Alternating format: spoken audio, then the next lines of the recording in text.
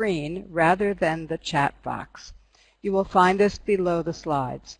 At the end, Felicity will endeavor to answer as many questions as possible. We will make the slides from today's webinar available for 1 week on the IATEFL webinar. They will then be moved to the archives for members to view along with the recording, which will go into the archives after the webinar. As website updates are done by IATEFL head office, and they are extremely busy with the upcoming conference, both the slides and recording will not be available until sometime next week. And now, over to Felicity. Hello. Right, can you hear me? Let's hope that you can hear me. Okay, so I find it extraordinary that I can be sitting here in my room in Cambridge on a beautiful sunny day. You'll be glad to hear if you're planning to come to England to the IATEFL conference in the next few weeks. Sitting here in my room in Cambridge talking to people all over the world. I see we have participants from Argentina to Malta, from Finland to Korea, Greece. It is extraordinary. It's an amazing, brave new world that we live in. Today's topic of new words seems an appropriate one for us to deal with in this new medium. So, what's the plan for today, for this hour? First, I'm going to give you a little quiz to see how good your knowledge of new English words already is. Then, we'll think a little bit about why the language needs new words. I'm sure that a lot of our students feel that English already has more than enough for them to cope with. From there, we'll move on to think about how English creates new words, the mechanisms that it uses vocabulary when it feels the need for it.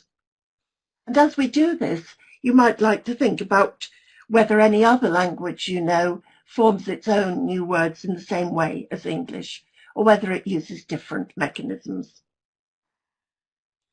Then we'll consider the question of what to do about new words in the classroom. How useful is it actually to present them to students? And if it is useful, what sorts of things is it useful for them to know about the new vocabulary that's formed? Okay, I'll leave 10 minutes at the end for questions and comments.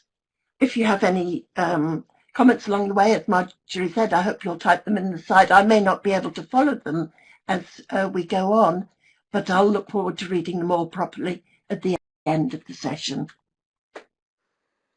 Okay, so let's get started. First, my title. Right, I wonder if you can tell me what this particular picture shows.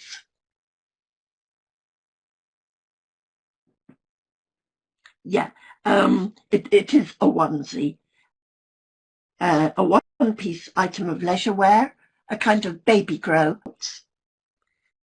The publicity suggested that you could attend this webinar wearing a onesie. I wonder if any of you are actually doing this. And if so, perhaps you could type that in the little text box, and you could tell us if it is a Superman onesie of the type that this chap is wearing, or whether you have a different design on yours. The other example of a new word on the title was selfie. And here you've got a picture of perhaps the most famous selfie in the world. Selfie is the word that OUP announced as its word of the year for 2013. Each year, the Oxford Dictionary produces a list of words that have come into usage during the year that weren't known or were very little used at the beginning of the year. And in 2013, the top word on its list was selfie. We hadn't known it or used it much at the beginning of the year, and yet it seemed to be everywhere by the end of the year. Okay, As you know, I'm sure it's a photo of yourself taken by yourself. And I presume you know all these people here. Yep. You have Obama, of course, the Danish Prime Minister who's actually taking the selfie, and our British Prime Minister David Cameron, with Michelle Obama being much more aware of the solemnity of the occasion, Mandela's funeral, than the others are. Okay, so now let's move on to the new words quiz. Before we start, I should say that during this talk, not all the words that I'm going to give as examples are words that are as new as onesie and selfie. They're not all words that were coined in 2013. Some of them are 10 or even 20 years old, but they all kind of deserve, I think, to be covered in a talk on neologisms.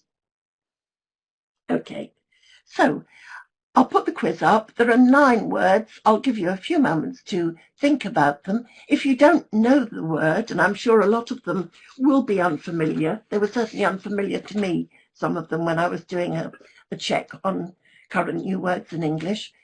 Look at the form of the word and see if there's anything about the form of the word that can help you to kind of hazard a guess as to what the meaning might be. Okay, so here are the words, 9, and a minute or two to think about them before I give you the answers.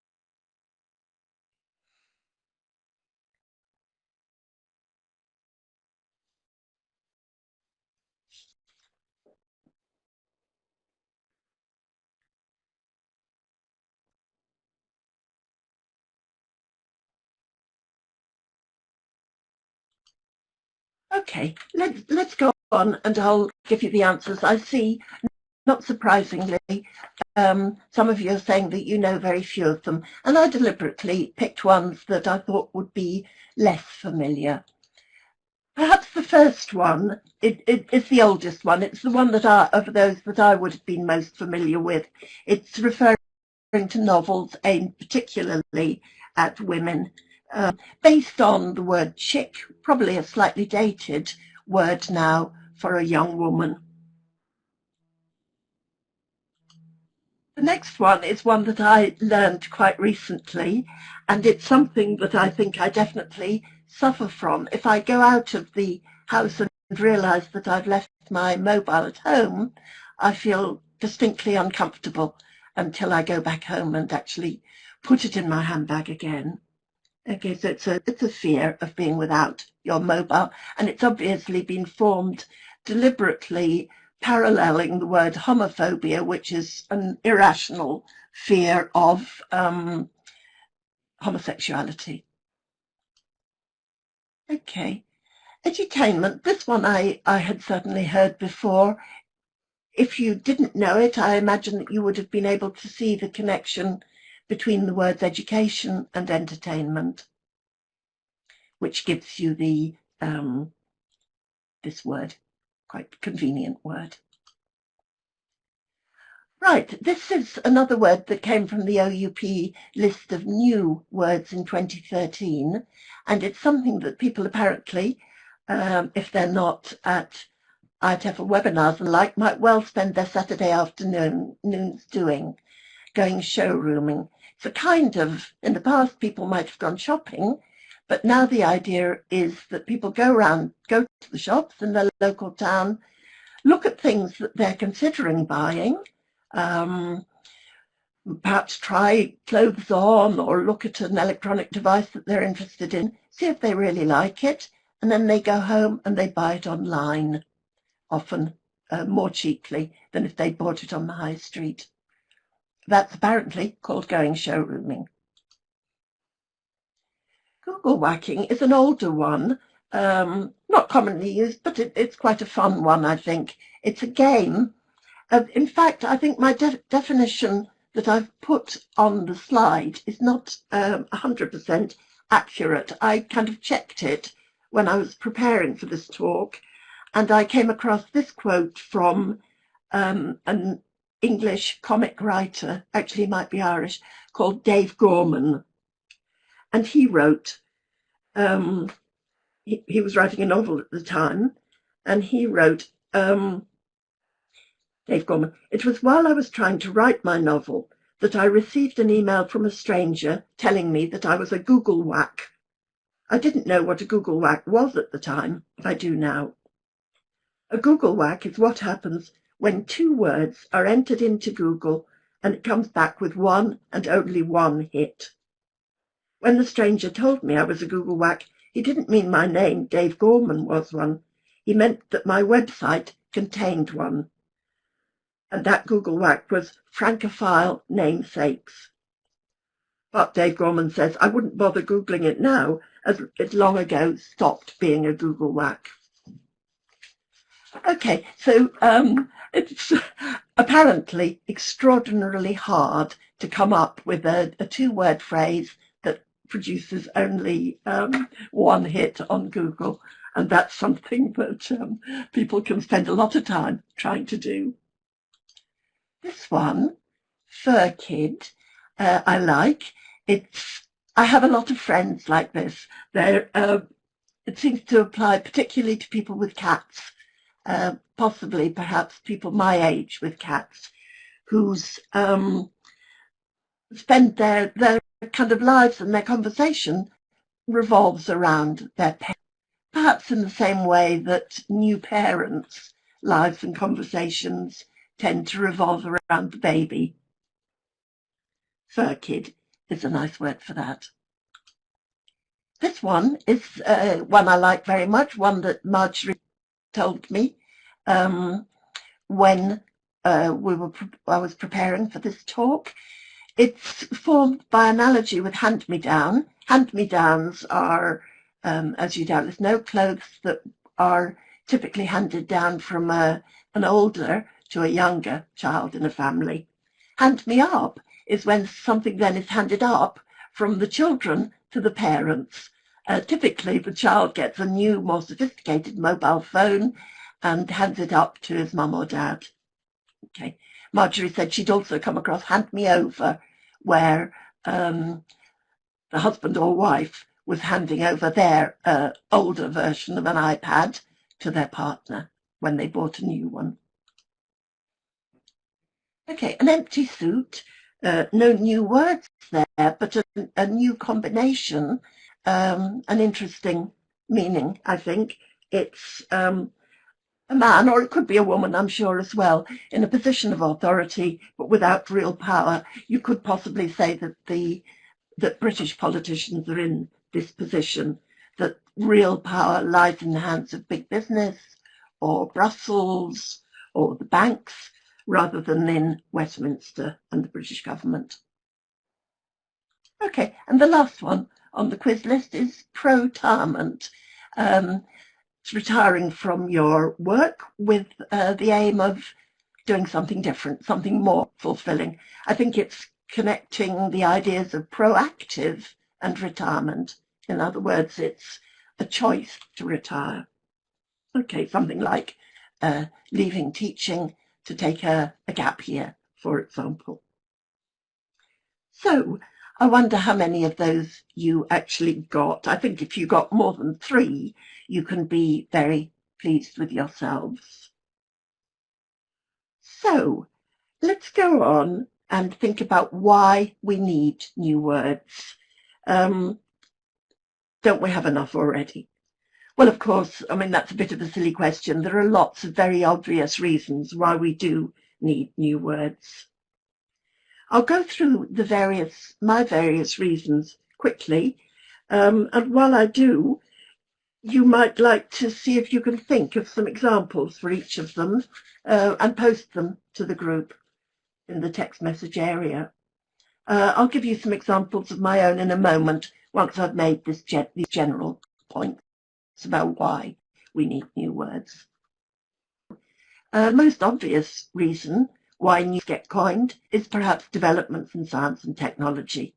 Clearly, as new discoveries are made and new inventions are created, then names for these discoveries and inventions also have to be created. And just as science and technology are currently making very rapid progress, so is the field of entertainment, which is why I've included it in its own bullet point here, though you could see it as part of the next one, which is social change, social phenomena. Throughout the centuries, society has, of course, steadily changed, and each new generation brings fresh vocabulary on board to describe these changes. Labels have to be found for new words, for new events, and for new social phenomena. Okay, another way in which we kind of need and start to use new words is through contact with other cultures. As people travel more and do business with a wider variety of countries and societies, so we adopt words from other languages into our own vocabulary.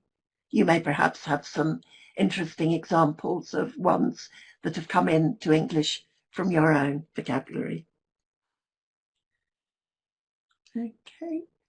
Fashion. I guess fashion is also, you could subsume it under social phenomena perhaps, but I think it deserves one of its own. We'll look at some examples of food and fashion, food and clothing fashions.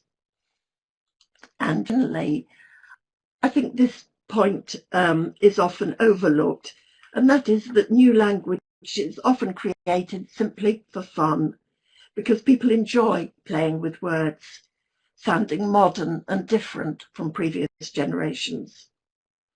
We see this particularly in journalism.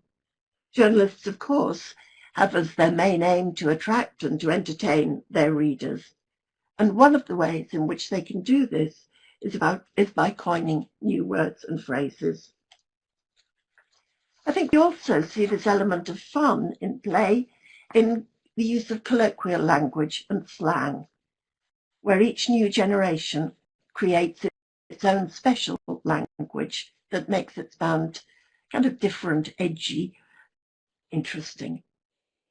Okay, so having made some general points about why we need new words, I'd like to go on and just give some examples for each of them. Okay, science and technology. I've grouped these words roughly according to 4 main areas. I don't know if you can see what the connections are between the words in each set of 3. Well, the top left group are words connected with computer hardware. Obviously, there's an enormous number of new words coming into the language in this field. The group on the bottom left are words, expressions connected with medicine, and that again is a very rapidly expanding area for the acquisition of new vocabulary. The top right words were ones connected with transport, although I guess renewable energy has a broader relevance than simply transport. And the final group are connected with the use of science and technology. I imagine that all the words on this slide are familiar to you, so I won't explain them, but if they're words that you don't know, you could perhaps use the text chat thing to talk about them. Perhaps someone else can explain them for you. If you don't get an answer there, then do, of course, feel free to mention it at the end. Before we move on, I just wanted to comment briefly on unfriend and defriend in the last group. Both of these relate to the act of removing someone from your group of friends on Facebook. What I find particularly interesting about these words is that I gather, I've been told that one of these is more is preferred by British English speakers and one is preferred by American English speakers. To be honest, I can never remember which is which. And I'm not a great Facebook user and have never actually done anything as horrible as unfriend or defriend anyone. But I do find it curious that in such a global activity as Facebook, that these two varieties of English are actually opting for different words to explain the same thing. I suppose a more clear-cut example would be the way we describe our mobile phones. For an English speaker, of course, they're mobile, but for someone from the USA, a cell phone, a cell. And again, curious that this difference persists. And the last phrase as well, I like very much. Apparently, a lot of my computer documents and emails are all stored somewhere on a cloud. And I like the thought of that. It seems much preferable to the idea of their being locked on some enormous drive in some dungeon somewhere, which is probably where they actually really are. But it's nice to think of them being on a cloud. Okay, my next category was entertainment. And here I've got some pictures of 3 sports. Does anybody know the word for these sports? For this particular, well, this sport, we'll do them one by one. Okay, so this one, yes, somebody has put it, it's called zorbing, right? It involves standing in a plastic ball and rolling down a hill, which sounds horrific to me now, although I must admit when I was thinking about it, I seem to have spent quite a lot of my childhood rolling down a hill in a field outside our house, but not in a plastic ball. That idea hadn't been thought of then. This one will be familiar, for you'll have seen a lot of, I imagine, at the recent Sochi Olympics. It's actually a sport which was apparently invented 50 or so years ago, but the word for it has only come into English since it became a permanent Winter Olympic sport in 2002, and it's called skeleton. Yep. Called skeleton apparently because the sledge looks like a sort of bony rib cage structure.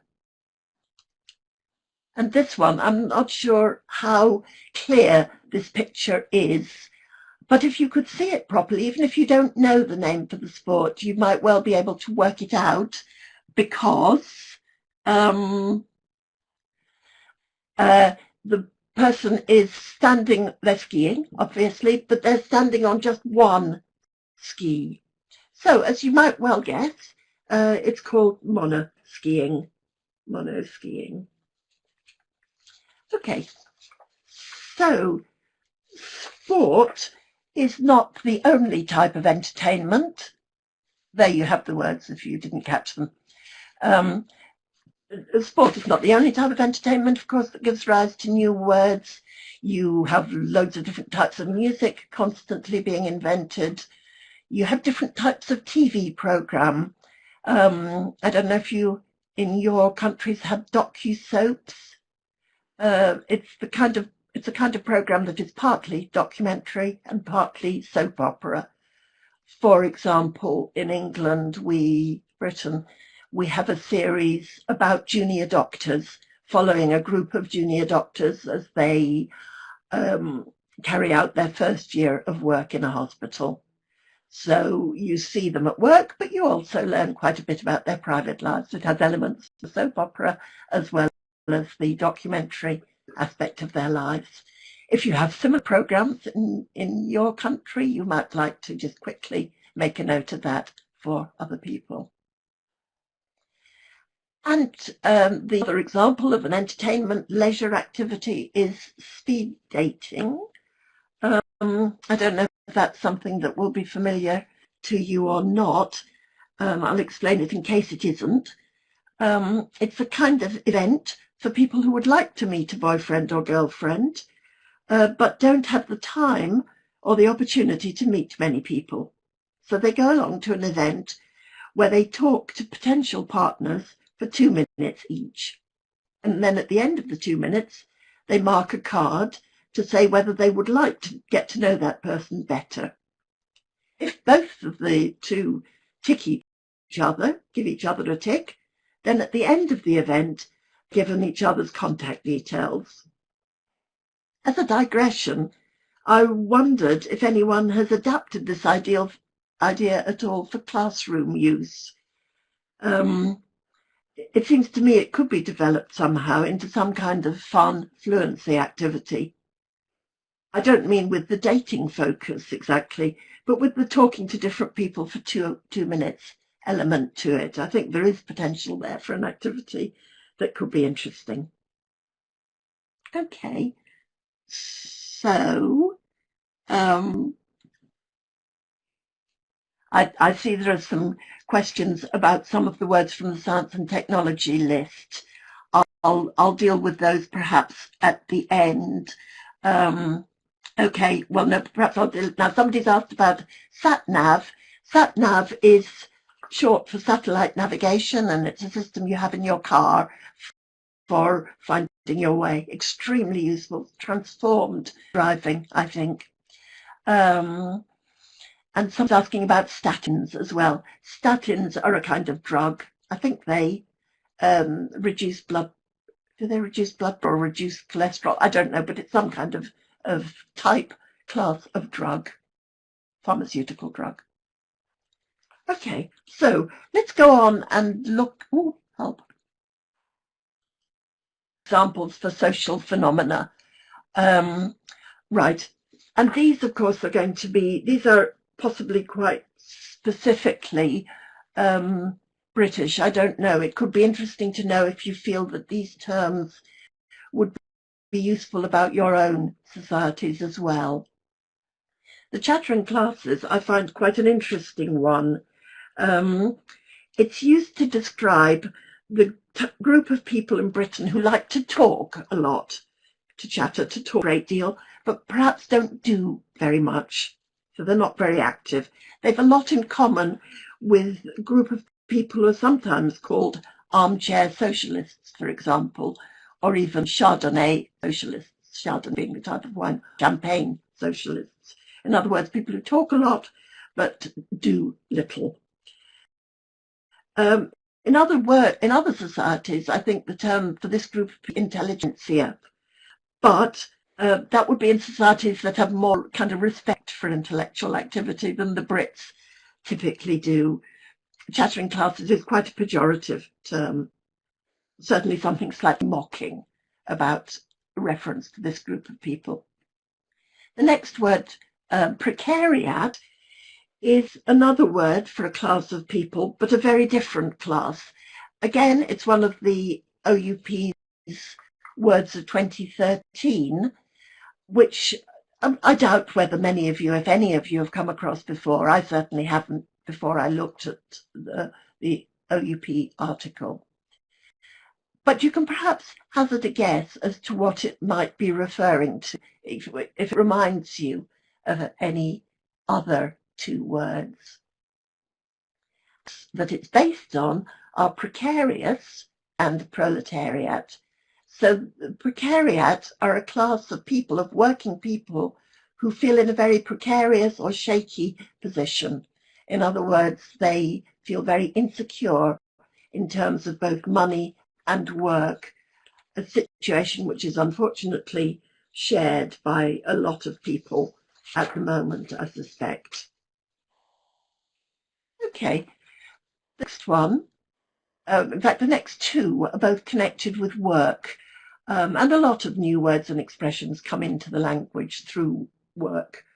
Hot desking is the situation whereby people don't have a fixed desk in an office, but have to use whichever workstation is available, is free when they come into work. It's a situation which I think is not particularly popular with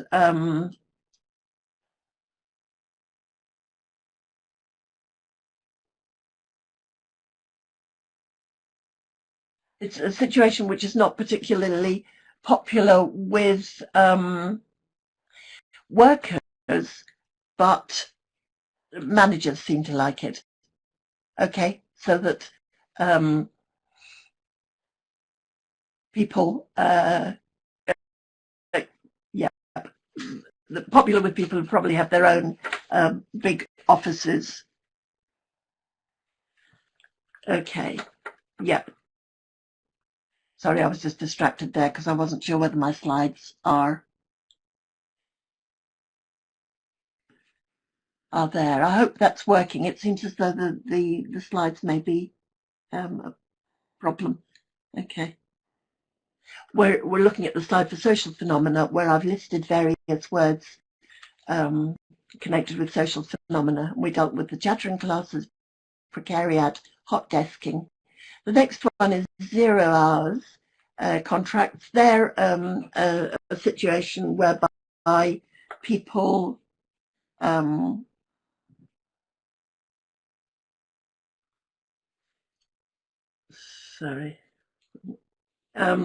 whereby a member of staff is given a work contract but isn't guaranteed any work.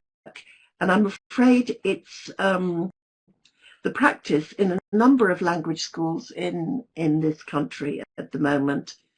Teachers are kept on the school's books, but the hours that they're employed and paid for will vary according to the numbers of students enrolling in the school. It might be 40 hours a week one month, but 5 or even nothing the next.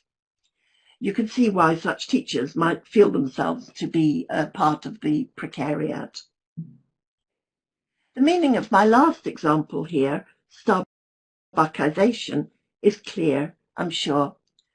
Just as many people used to say that in London you're never more than so many meters away from a rat, so now they say that in London you're never more than so many meters away from a Starbucks. They are everywhere. Okay, so now in fact it's time for a little coffee break with some pictures from Starbucks. They are works of art created by Starbucks baristas.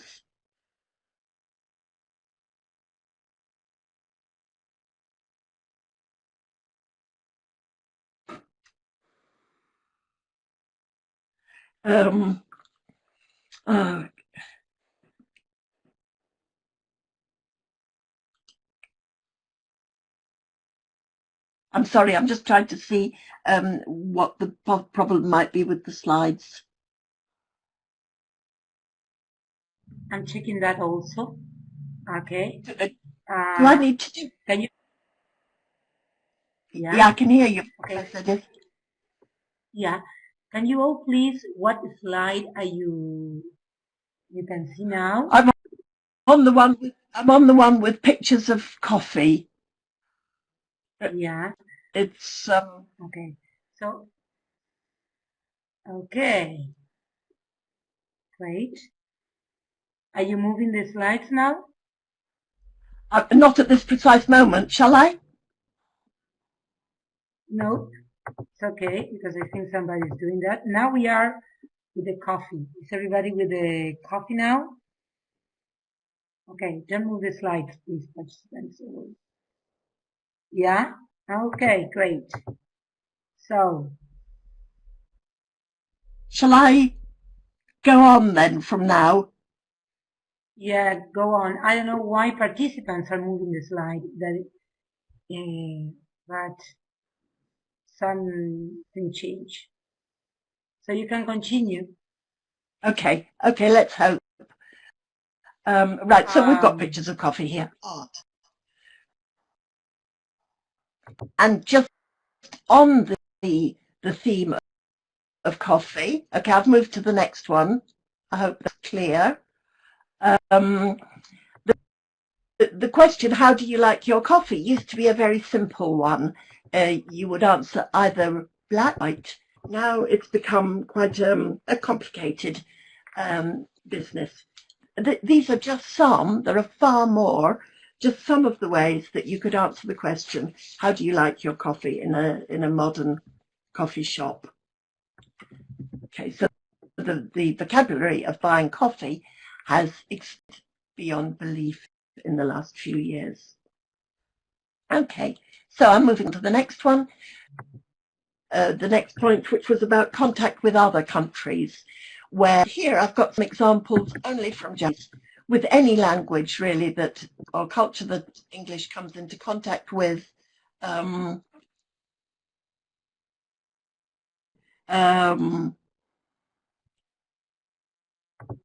Acquire a whole load of words, and here we have words from Japanese.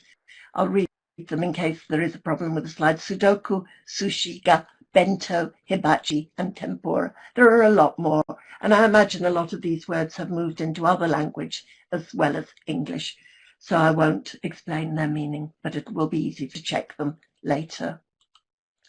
Then fashion. I don't know if you know the name for these type of shoes, and on the slide there is a picture of a type of shoe with a very thick sole and kind of no separate heel, the sole going straight to a very high heel. And those shoes are called wedges. Obviously, new terms have to be invented. Now my slides have completely gone. Sorry. Don't know what my slides are. Because no, sorry, I did that because, I don't know, something happened, there was a change in the setting and the slides were moving completely. Just give me a sec and I'll put the slides again. Sorry. Okay, no problem. Until I can see them, and then...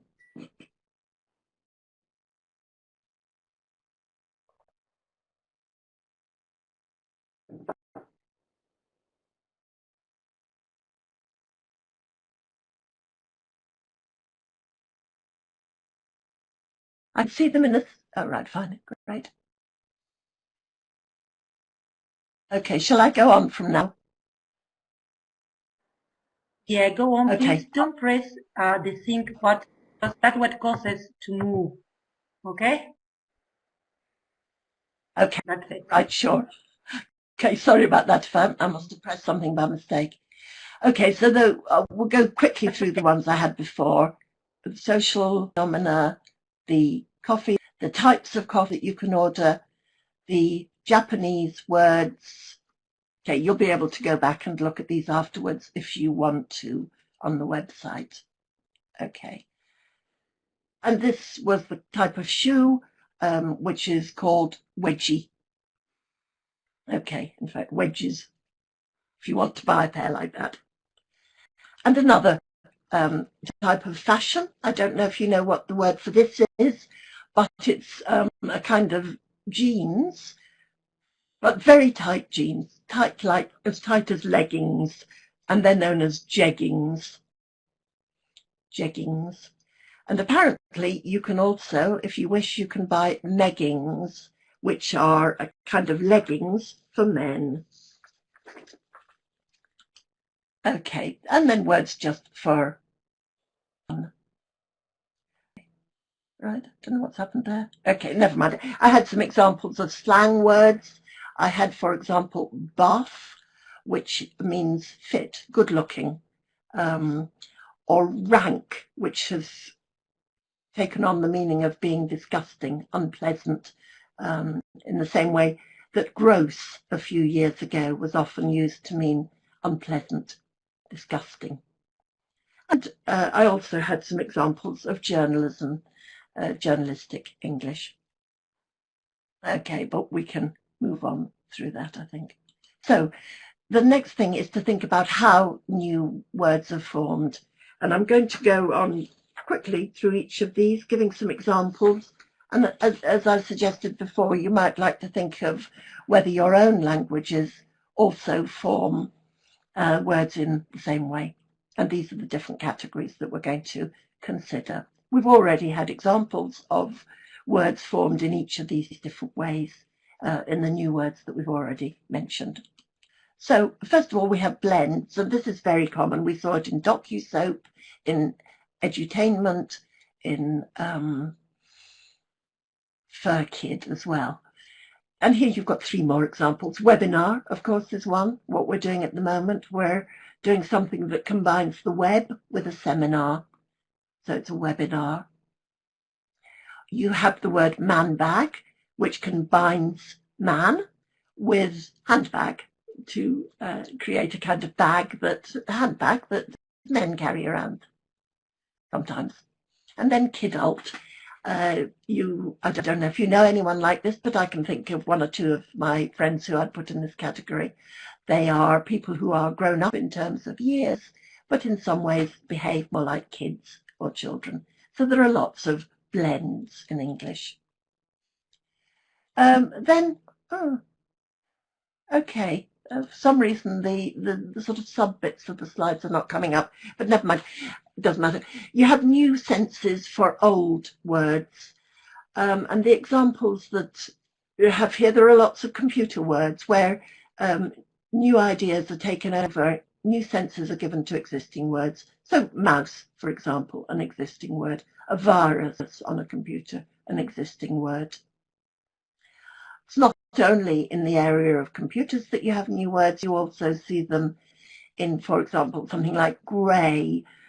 Grey is currently being used quite a lot to refer to the older generation.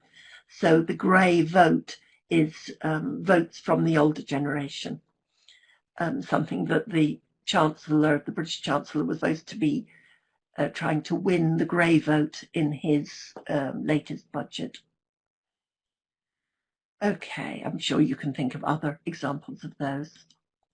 Then affixation. Okay, and here I had a number of examples of different affixes.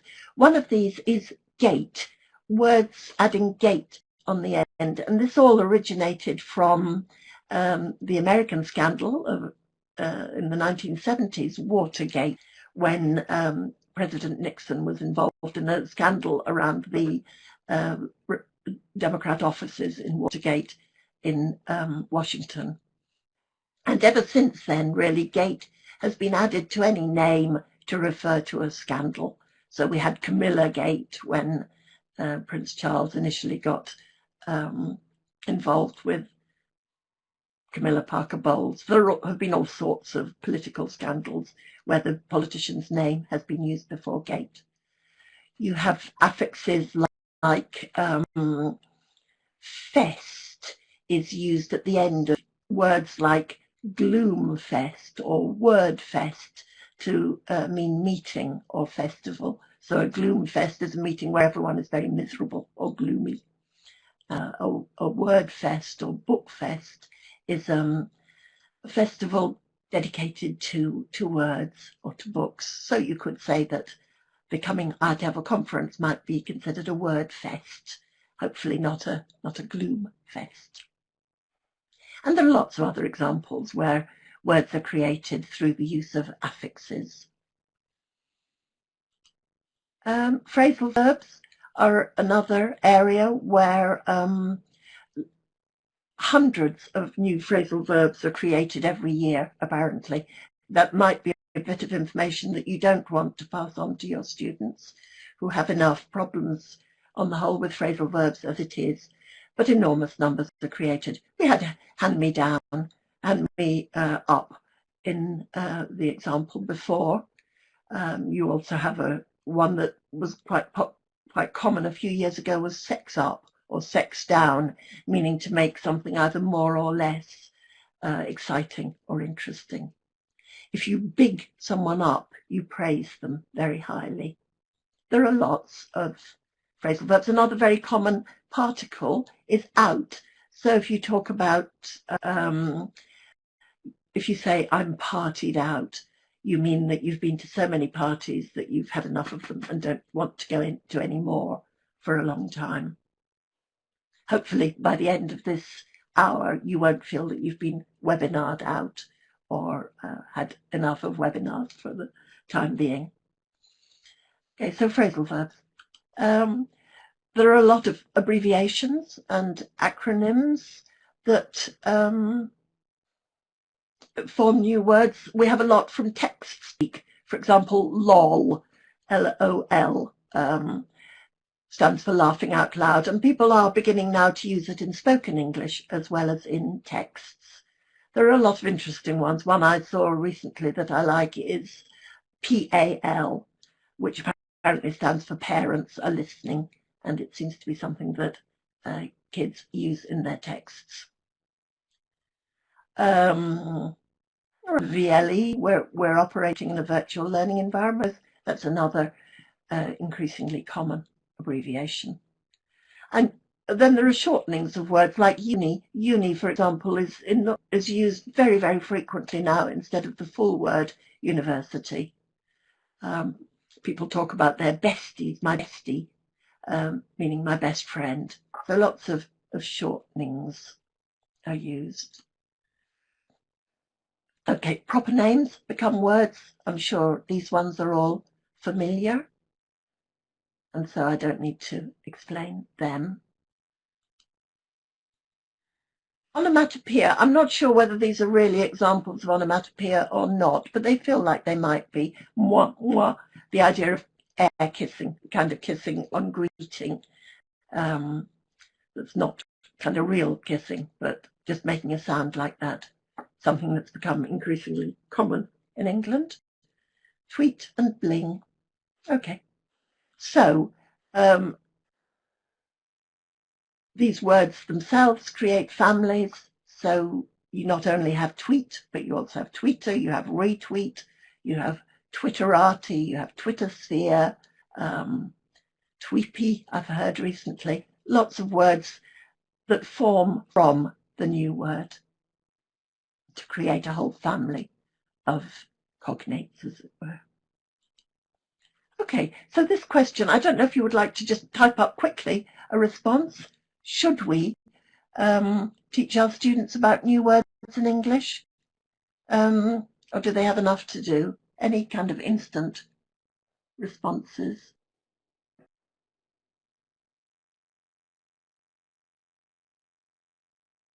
Right, I see somebody saying definitely, so that's good. I would agree with that. The things that I think people need to know about are that they need to know that the language is changing. And one little activity that I thought could be interesting is to give students this list of words and to kind of point out that one of the words comes from each of the decades between 1900 and the 2000s or 2000s, okay, and ask them to work out which comes from which decade. And the answer is on the next slide. Well, I don't know what's happened. Half of the sun from the slide for some reason. Anyhow, you will be able to see the answers from the slides afterwards. Right. I'll go back. I won't go through them all now because there isn't much time, but you can see that the last one, not surprisingly, is podcasting. That was the one from the 2000s. And the first one was escalator. Okay, I can't remember the rest off the top of my head. So the other thing that I think is useful for students to know is how new words are formed.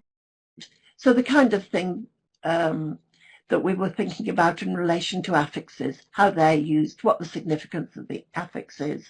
So present that to students, perhaps give them some example of sentences and they have to work out the meaning of the word using the affix, and then perhaps they could have some fun creating words of their own using those affixes.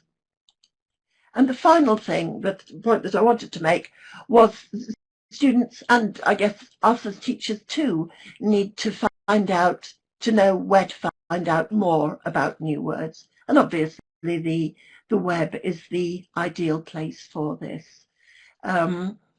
A lot of the information that I got for this, for example, the bit about words from decades of the 20th century, come from the book at the top, the John Ato book, a fascinating book about new words in English. But there are also very, very good websites. I've got a couple of dictionary ones there, and they publish blogs, they publish newsletters, and they often feature new words, interesting new words, commenting on them. And finally, there is a man called Michael Quinion who has an excellent website with all sorts of plus a weekly newsletter email thing that he sends around about words, not only new words, but all sorts of fascinating articles about words, which I think as teachers we are kind of endlessly fascinated by. Okay, I'll stop there. I'm sorry about the problem with the slides. I don't know what happened there, but hopefully if you want to have a look at them later, they will be on the website, and I'll make sure they are in their full form. And if you would like to type any questions into the question and answer bit, then I'll see if I can answer them. Well, I can see that Jean from Malta is saying that we have to prepare students for the world outside, which I absolutely agree with, and part of that is knowing about new words. Katie has asked about statins and satnav, but I think I have dealt with that. Statins being a kind of pharmaceutical drug, and satnav being the GPS sort of positioning system that cars have. Okay, any other questions?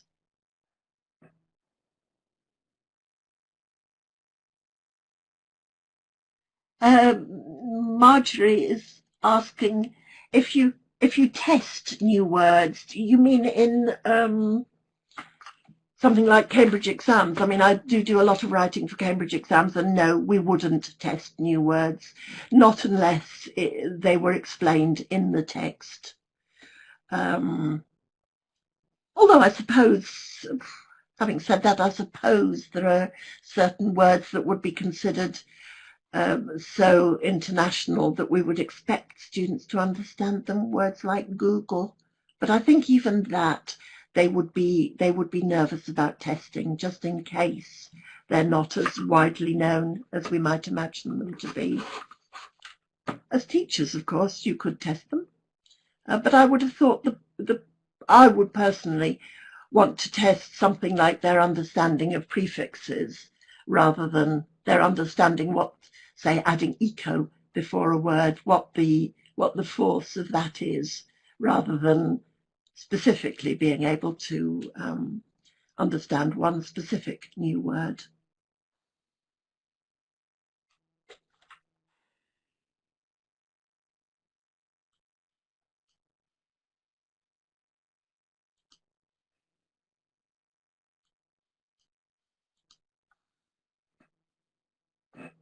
I can't see any more questions. I don't know if there is anything there, but I certainly can't see them.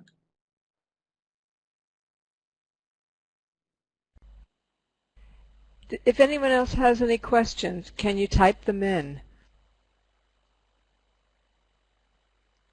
Has anyone used new words in a lesson? That would be interesting to know. You can put that in the chat box.